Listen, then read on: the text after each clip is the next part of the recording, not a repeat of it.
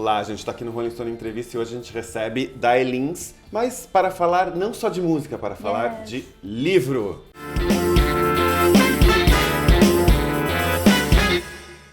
Seu novo livro, essa não é apenas uma carta de amor, mas também é uma carta de amor, não é, Day? Exatamente. Quem tiver acesso a esse livro vai entender que não é apenas uma carta de amor, né? Mas acaba que no final é, acima de tudo, pra mim. E eu acho que no comecinho a gente já entrega isso, eu já entrego isso, falando, pô, acima de tudo é pra garota que eu fui e que me fez tornar essa que eu sou agora. Então, tipo, definitivamente é uma carta de amor. Eu não consigo não ser romântica. Você tem uma frase que é o prefácio do disco que tem no livro, que é esse apego a sonhar o impossível, né? Aonde que tá o teu impossível? Porque ao mesmo tempo, assim, você tá realizando, né? Você falou ali que você marcou a adolescência e você também superou essas frustrações, porque você tá em outro momento, tá no momento que a gente tá conversando agora. Cadê esse impossível? Cadê esse apego? Isso é uma ficção pra vocês? Como dividir? Eu acho que pra mim é muito do sentido de, tipo, eu não ver possível as coisas que estão na minha frente, sabe? É uma questão de você não se enxergar no lugar onde você tá. Eu acho que muitas pessoas conseguem se identificar com isso. O que pra mim eu falo que é impossível é literalmente o que eu tô vivendo hoje. Por isso que eu faço tanta questão de falar sobre, de escancarar tudo que eu tenho dentro do meu coração, da minha mente, porque quantas pessoas não vivem isso, não passam por isso. Então eu até me emociono de me falar sobre isso, porque eu acredito que isso é o meu propósito, assim. Quando eu era adolescente, eu ficava trancada dentro da minha casa. Falo muito sobre isso, estar entre quatro paredes, construir esse mundo para fazer o real funcionar. Então isso é uma coisa que eu faço naturalmente na vida, porque eu tive que aprender isso. Então hoje para mim é muito difícil eu não fazer isso com absolutamente tudo. Então agora eu tô nesse lugar, a realidade é essa, estou vivendo isso tá acontecendo, isso é o que eu achava ser impossível há muito tempo atrás. Há um tempo atrás, não muito tempo atrás, isso que é louco. E agora eu posso estar aqui nesse lugar falando sobre isso e ao mesmo tempo provando para as pessoas que é possível sim. E ao mesmo tempo querendo estar muito mais longe. Como é a sensação de acabar o livro? Quando ele ficou pronto e você viu, tá pronto, é isso. Mano, uma parte de mim tá aqui, é isso que eu quero que as pessoas saibam. Uma das sensações mais loucas que eu já senti na minha vida, porque eu achei que eu já tinha sentido isso com as músicas que eu escrevo. Eu nunca tinha feito um álbum também, então... Sim. Foram duas experiências muito loucas de finalizar um álbum, e no meio de uma pandemia lidando com 155 trilhões de frustrações, o que inclusive potencializou a minha inspiração para escrever tanto o disco quanto o livro. Quando o livro terminou, assim, foi uma coisa de outro mundo. Eu sentia que eu tava em dois planos ao mesmo tempo, igual você falou, que eu realmente é uma viagem no tempo e ao mesmo tempo eu me projeto lá pra frente. Sim. E foi exatamente essa sensação que eu tive, só que eu tava me sentindo em Dark, assim. Em Dark a série. Em Dark a série. Em Dark a série, que eu dou de cara com o meu outro eu. Uhum. E parecia quase uma sensação física de tão louco que foi, assim. Eu consegui dar nome tão específico para sensações que eu tinha que eu não sabia dar quando eu tava vivendo essas coisas. Saber dar nome, saber colocar para fora, saber expor e conseguir ver de fora é algo que eu acho que todo mundo, em algum momento da vida, vai passar por isso. E esse foi o meu processo, e é assim que eu transformo as coisas. Eu transformo em arte, eu transformo em coisas românticas para que pra mim seja um pouco mais suportável e mais bonito, assim, de viver. Você também se protege se expondo? Essa é a minha pergunta. Caralho, eu não sei se eu podia ter falado essa palavra, mas essa pergunta foi interessante. Eu acho que sim, acho que a minha força tá total na minha vulnerabilidade. Eu tenho entendido isso. Eu gosto muito de falar de astrologia o tempo todo, né? Eu entendo do meu mapa astral. Nem vem perguntar do mapa astral de outras pessoas que eu não sei. Mas eu ter esse ascendente em Câncer, eu acho que me deixa extremamente emocionada. De certa forma, assim, eu preciso, é uma questão e ainda sou geminiana, então eu preciso falar sobre o que eu sinto. É uma questão de sobrevivência pra mim. Nem tudo se transforma em música ou livro. Nem tudo eu transformo em música e livro.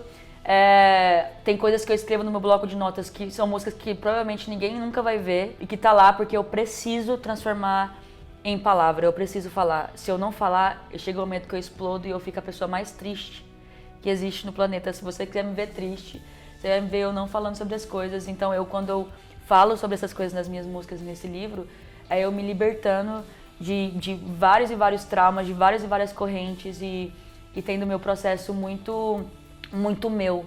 Mas o fato de compartilhar com as pessoas, eu acho que é muito por acreditar que também é o meu propósito. Que fala, eu não posso ter tanta coisa pra sentir, falar e guardar só pra mim. Não é possível, tipo, eu não consigo acreditar que seja possível. E ainda mais sabendo que tem tanta pessoa que pode se identificar e que vive situações parecidas em outros contextos, exato.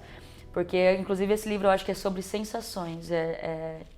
Ele descreve sensações de uma forma extremamente endeusada e linda, assim, que você aprende a respeitar as paradas que você viveu como suas, como sua história, assim. Só, tipo, mano, não é que nem foi bom ou ruim. Foi ruim em certos momentos. Foi péssimo, na real, em certos momentos. Mas aconteceu. Posso voltar e mudar? Não, não posso. Aconteceu e essa é a forma que eu decidi falar sobre pra que, porra, eu pudesse lidar e pudesse vencer. Então, eu preciso falar. É uma questão de sobrevivência pra mim. Uma coisa, isso eu queria aproveitar que você tá falando sobre isso, das coisas experiências que são boas ou que não são boas. Como que você consegue, porque o livro, você tem coisas que a gente tá falando do livro, mas a gente não tá lendo o livro. Tem momentos deles que são muito profundos, que são muito íntimos ou que são muito, levantam questões bem profundas. Como que você consegue transformar isso que seja leve? Porque eu tava lendo isso e isso me chamou muita atenção, assim, do tipo, nossa, essa parte é bem pesada. Como que ela conseguiu trazer isso? Você pensa nisso? Porque eu acho que você também tem esse pensamento em música. Você fala um tema que a gente precisa discutir, precisa falar sobre, precisa que todo mundo ouça de uma forma que a gente consegue ouvir. Tem uma parada que eu falo em uma das minhas músicas, que é Disneyland e Hardcore. Que eu acho que são duas coisas que me definem profundamente. Então, eu acho que essa questão de romantizar no sentido de fazer analogias bonitas e tipo, você transforma aquela sensação ruim num evento mitológico, num evento apocalíptico e você coloca imagens e tal. Isso é muito Disney. Que é uma parada que eu cresci tendo referência. E o hardcore vem da realidade, pra mim. É meio que um pintor pintando uma tela. Então acho que é dessa forma que eu consigo trazer leveza pras coisas. Porque se eu falar as coisas como elas são, literalmente como elas são, as coisas começam a ficar um pouco pesadas, como inclusive no livro, ao decorrer dele, você ainda não terminou, mas você vai terminar e as pessoas que forem ler vão ter essa mesma percepção, porque é muito claro que no final já não fica tão leve. Você vai preparando as pessoas pra... Já não fica tão leve, porque é meio que aquele vislumbre do eu sonhador adolescente que cresce com o sonho de ter um amor, um sonho, e ai. E aí quando você se dá de cara com a realidade, você, não era bem como eu pensei, dei de cara com a parede, dê 3 passos pra trás e ver como é que tá realmente as coisas, e aí você tem que realmente dar nome pras coisas pra poder passar por elas. Mas ainda assim, criar novos sonhos. E criar novos sonhos, total. E ainda assim, quando chega nessa parte, eu acho que a forma como tá escrita consegue falar com o leitor, porque aí eu começo a falar literalmente com o leitor. E aí, ainda assim, consegue ser uma parada leve, porque vira meio que uma conversa. E é o meu jeitinho. Quais são os sonhos que você construiu depois disso? Quando aquela menina que tinha aqueles sonhos lá em Goiânia veio para São Paulo, que outros sonhos você também criou, né? Porque você lidou também com as frustrações, mas você criou outros sonhos, outros caminhos, outras narrativas. O que você criou que veio, que te trouxe? Eu vou te falar, essa menina aí, que no caso sou eu. Vamos mostrar o livro de novo. Essa menina aí. Cara, quando eu tinha 14 anos, 12, sei lá, muito antes até, eu achava que com 23 anos de idade, eu tenho 26 hoje, pra quem possa interessar, eu achava que com 22, 23 anos eu ia estar com o meu nome na Calçada da Fama.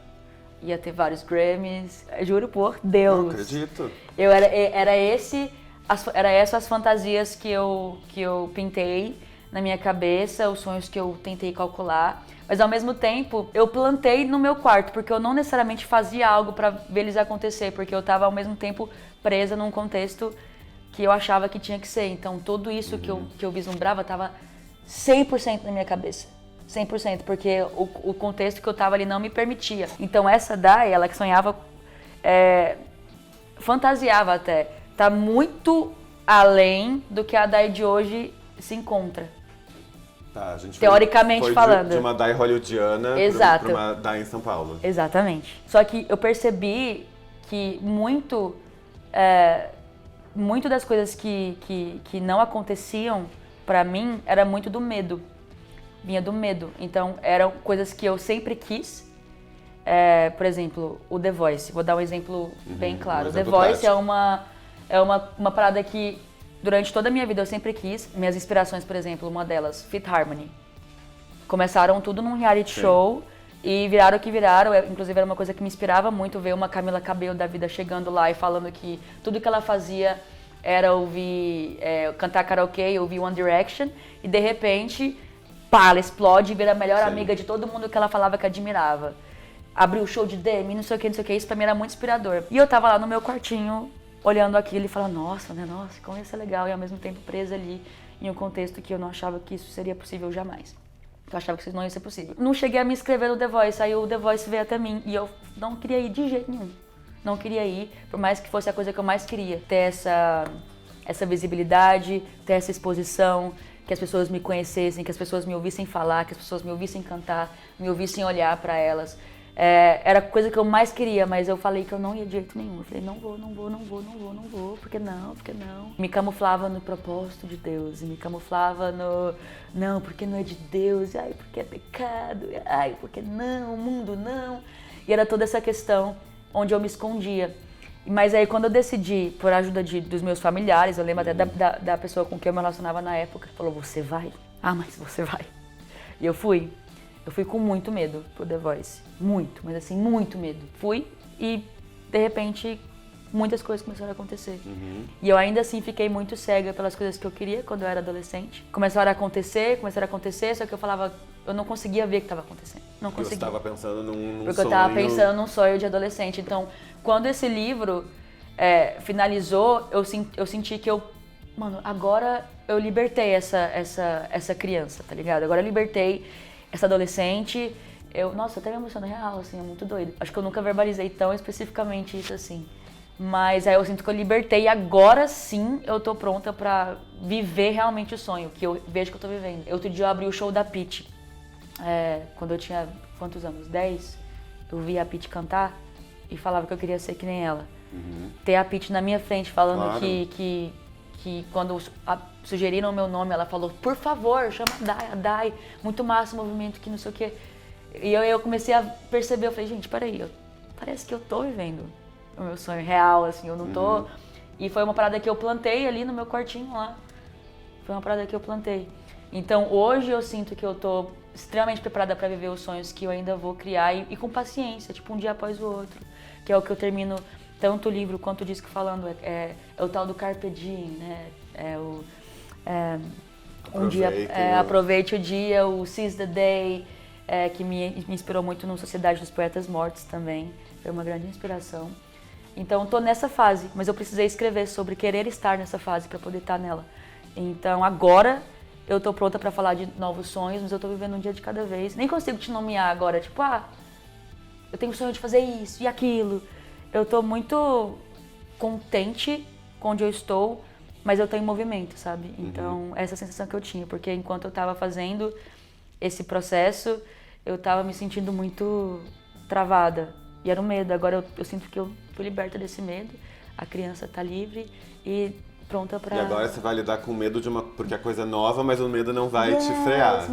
Vai com medo mesmo. Exato, eu vou com medo mesmo. E queria acabar, quero que o teu livro tenha a mesma força que tem para as pessoas que gostam de você, que te seguem. E queria que você me contasse outros livros que foram importantes na tua vida. Autores, autoras que...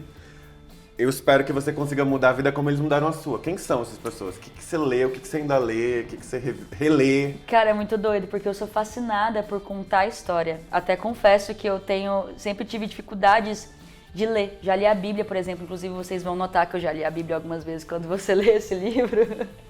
Que é basicamente um dos maiores livros que é o maior tamanho. Exato. Eu li 3 vezes, eu não li só uma, eu li 3. Então...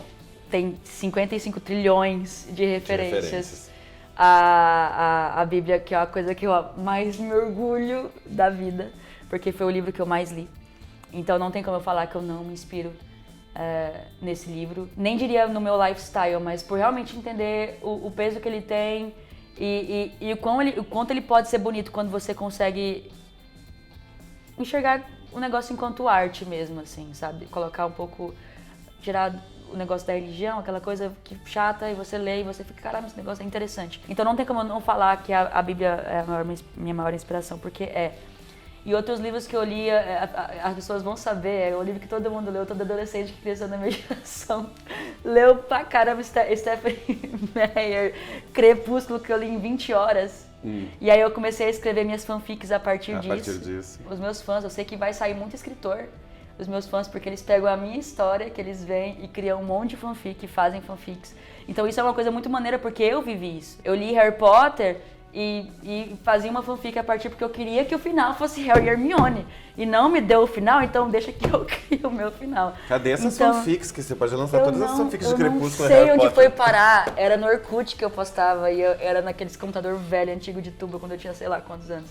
Faz muito tempo. Muito tempo. Inclusive essas memórias se reacenderam no processo, porque eu tinha me esquecido completamente. Então acho que são os livros que a minha geração leu.